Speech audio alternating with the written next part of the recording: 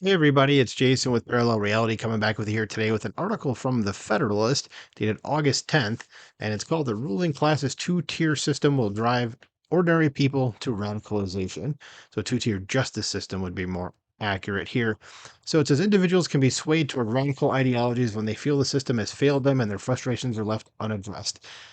And I thought right off the bat, like maybe that's the plan here. Maybe they're trying to do that. But this is kind of a longer one, so just strap in for this. But let's see what it says here, and you can always let me know if you feel the same way. So, article says the echelons of power within the government, the media, and throughout the society appear to be wittingly or unwittingly nurturing the seeds of another Timothy McVeigh as they continue to target their political opponents. And sorry, I kind of stopped there after Timothy McVeigh because it kind of took me by surprise, even though I already read the article. But it still is kind of like, yeah, that's not good. It says they're drafting the playbook for the very forces they claim to counter. Timothy McVeigh, an ordinary Army veteran turned to radicalization fueled by deep-seated grievances against the government, or with the government, his anger turned to rage after the events at Ruby Ridge in Waco, Texas, where the government's handling of the standoffs led to dozens of deaths, including that of innocent children. McVeigh's radicalization was fueled by a distrust of government, a sense of hopelessness, and a conviction that he needed to act. The transformation showcases the dangerous convergence of political grievances, a perceived sense of injustice, and a willingness to resort to extreme measures. It serves as a stark reminder of how ordinary individuals can be swayed towards radical ideologies when their frustrations are left unaddressed and when they perceive the system as failing them. That's probably how everybody on the right feels right now. You see, Joe Biden basically is taking bribes from other countries, and the media is like, yeah, whatever, and nothing seems to be happening to him. Donald Trump says peaceful protest, and the left takes it as, oh, he's trying to incite an insurrection, and he's getting tried in a bunch of different places for a bunch of different things because they're trying to keep him out of office. So, yeah, there's, just from those two, that's a different system of justice. But also, there's the whole, you know, Antifa seems to just get away with everything. And then people who are just like looking at Washington, D.C. from like a skyscraper, 300 miles away, end up getting caught for being part of like the insurrection or the riot. I don't want to even call it insurrection because it was not. So, yeah, there is a two-tiered system of justice here for sure. So, article goes on, says on the eve of a potential fourth indictment of former President Trump, I cannot help but observe how certain actions and policies, all under this illusion of safeguarding our democracy, are sowing the seeds of division and disillusionment. In this theater of political maneuvering, self anointed guardians of democracy have brazenly cast aside time honored norms and foundational principles as they callously disregard the legitimate grievances voiced by a substantial segment of the American populace. And this phenomenon started when individuals who saw their careers and livelihoods dismantled as jobs were outsourced to foreign shores found themselves met with dismissive admonitions from the political and educated elite.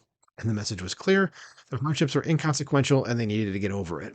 And for some reason, right now, I'm also reminded of like what happened to some of the military folks after a certain disease of unknown origin happened a few years ago. How anyone that decided not to get the jab was like basically pushed out of the military. Like, are those the folks that you want to be potentially radicalizing? Like, that would be really bad. The article goes on, says this elitist attitude intensified after the 2016 election as the establishment lost all faith in the American people. Thus, efforts to reverse what they perceived as a mistake began, and they're still going on today. That was me adding that little flourish there, but I think it's totally true.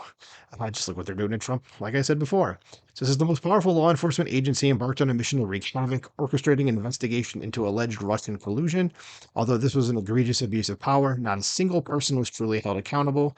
Despite the harm inflicted upon our nation, James Comey got a $2 million book deal, while others became high-paid pundits on MSNBC and CNN. Throughout the pandemic, officials issued draconian orders forcing lockdowns, school closures, and mask mandates. When ordinary people questioned these measures, they were attacked as science deniers. When they protested these unconstitutional decrees, more than 1,000 public health officials signed a letter equating the protest to a form of white supremacy. While our public officials are morons, I think if there's anybody, even at this point, after that certain disease of unknown origins, that still trusts the government, like, I don't know what the hell to tell you. Okay. Like, there's probably something wrong with you. Okay. And then going back up to here, like all these science deniers ended up being completely right. So funny how that works. It says those in power believe they had a right to control thought and speech, evidenced by the CDC's Carol Crawford, who pressured Twitter to censor what the CDC deemed unapproved opinions. Because, yes, of course, they have a right to do that. You're not allowed to talk about things. The Twitter files present extensive proof of government collaboration with social media to stifle dissent against their favorite narrative. Yep, go read those if you have a long time, but it's pretty damning. So then came the vaccine and mandates. Millions of people were held hostage, either get the vaccine or have their livelihood destroyed. President Joe Biden even threatened the unvaccinated, exclaiming that our patience is wearing thin. And I remember that, and he can go, do something like, sit and spin as far as I'm concerned. That's what I meant to say. As it turned out, much of the official government narrative was lies, from the origins of COVID to declaring the vaccine stops the spread of the virus, which of course we know is not true. As while the government fed us misinformation, scientists that were telling the truth, like Dr. J. Bhattacharya, were censored. Rather than apologize and ensure this never happens again, officials dismiss these concerns and seek to rewrite history. And I wonder what this link is here too.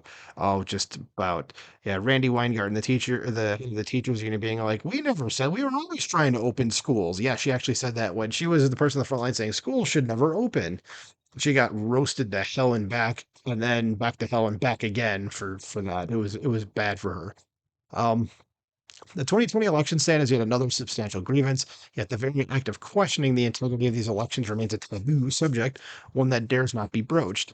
We're not allowed to question the 51 intelligence officials who interfered in the election by declaring the Biden laptop expose as Russian disinformation, or how the over 400 million Zuckerbucks, I was about to say dollars, but no, it was Zuckerbucks, influenced the election, or how the state governments, which struggle to competently repair the simplest of potholes, flawlessly implemented an entirely new voting system. Ain't that the truth? Someone get Secretary Pete on that. He seems to have a real problem with potholes when he was mayor. So let's get him on that because he's so good at being the Secretary of Transportation. So good that no one noticed when he took parental leave. In a similar fashion, parents are not allowed to raise concerns regarding what their children are being exposed to in school. In spite of the failures to educate our children and the historic lows in basic student proficiency levels, schools are pushing divisive curricula and introducing children as young as kindergarten to radical gender ideology. When parents express their outrage at school board meetings, Attorney General Merrick Garland quickly mobilized the FBI to investigate them. Parents' rights groups, including Moms for Liberty, are declared extremist organizations. Yes, we're extremists because we don't want our kids to be indoctrinated into a far left ideology that does nothing but cause harm to people. Yep, those awful parents looking out for their children. Horrible. How do they? Yes, that's sarcasm. After the Biden administration released the National Strategy for Countering Domestic Terrorism in June 2021, my warning regarding the categorization of regular individuals as extremists proved prescient. This very document stands as one of the most disconcerting government efforts, creating a chilling effect and attempting to eradicate any form of government criticism. The act of criticizing the government and its policies is unjustly recast as the propagation of anti government and anti authority sentiment based on perceived government overreach. That is the key. Those abusing their power are the very ones that get to determine whether the government is overreaching. What that kind of says to me is the government investigated the government and decided the government didn't do anything wrong. You know, it seems like the same exact sort of thing. Um, let's see, what else was I going to say about this? Um, yeah, I don't know. I kind of lost my train of thought besides that, but I thought there was something else. Um, yeah, yeah, whatever. Let's just go on because otherwise I'm just going to start babbling. It says these ordinary Americans find themselves subjected to attacks and marginalization and carry the risk of being labeled extremists. Biden's declaration further solidified this trend, branding these individuals as forces determined to destroy democracy and saying they represent an extremism that threatens the very foundations of our republic.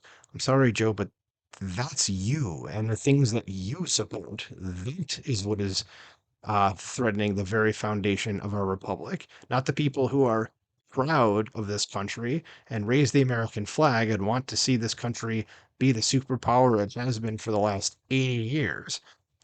Those are the real Americans and the real patriots, not you.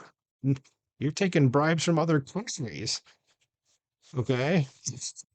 To get favors with them. I was like, why do you think we're sending tens of billions of dollars over to Ukraine? Maybe it's because they have something on his ass. And I wouldn't be surprised if that was eventually came out as the case. I think we're like on the cusp of seeing that. So the ruling class is now embarked on a shock and awe campaign of indictments.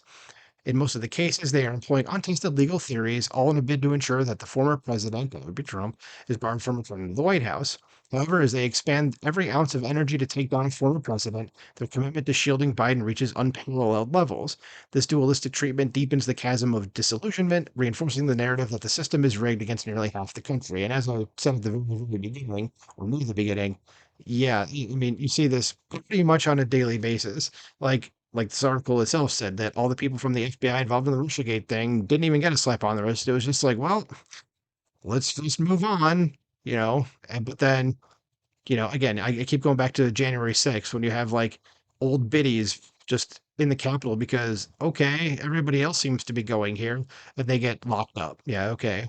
Um, Says these very forces exhibit an absence of self-awareness, oblivious to the fact that their own detachment from the people was what paved the way for the emergence of the former president. That is the truest statement that's ever been written down in the history of mankind.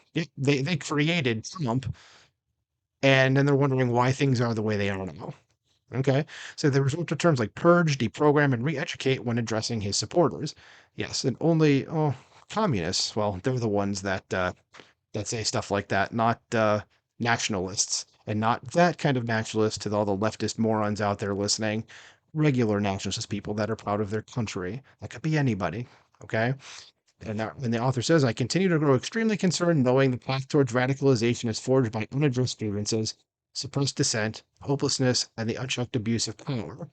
We now find ourselves in an era of profound instability, confronted by the possibility of a new McVeigh emerging, God help us if that happens, cultivated by the very officials who profess to be working to avert such an outcome. Some may be banking on such occurrences, those are evil people if they are, poised to exploit any given incident as a pretext to introduce even more authoritarian measures under the guise of preserving democracy. That's what I think is going to happen is that if anybody that's perceived as right wing does something, they're going to keep taking more and more of our rights. And you should never give your rights up because you are never going to get them back.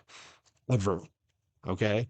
Like it's not going to be eventually, it's not going to be sometime, it's never. They're gone. Once they're gone, they're gone. That's it. Okay? Says only those in power can pull us back from the brink.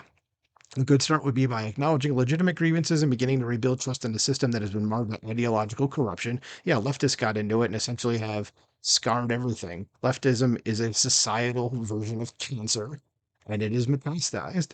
And we're practically at stage 4 as it is, and we need to not be. So it says implementing reforms, prioritizing transparency, and enforcing accountability stand as 3 pivotal instruments that may guide us back from the brink. And hopefully that happens. And hopefully Joe Biden does not win the presidential election next year. And Donald Trump or whoever the Republican nominee does and gets us away from all this government crap and starts destroying the government. Whether it's DeSantis or Vivek or Trump or whoever, hopefully they do it. So let me know what you guys think about this in the comments below. Do you believe that there is a two-tiered system of justice? Do you think that there is another Timothy McVeigh out there waiting to do something because of this that's going on? Do you think that if something like that happened, the government's going to keep going in a more authoritarian direction and keep taking away our rights? Let me know what you think in the comments below. Like, share, subscribe, and I'll talk to you soon. Bye.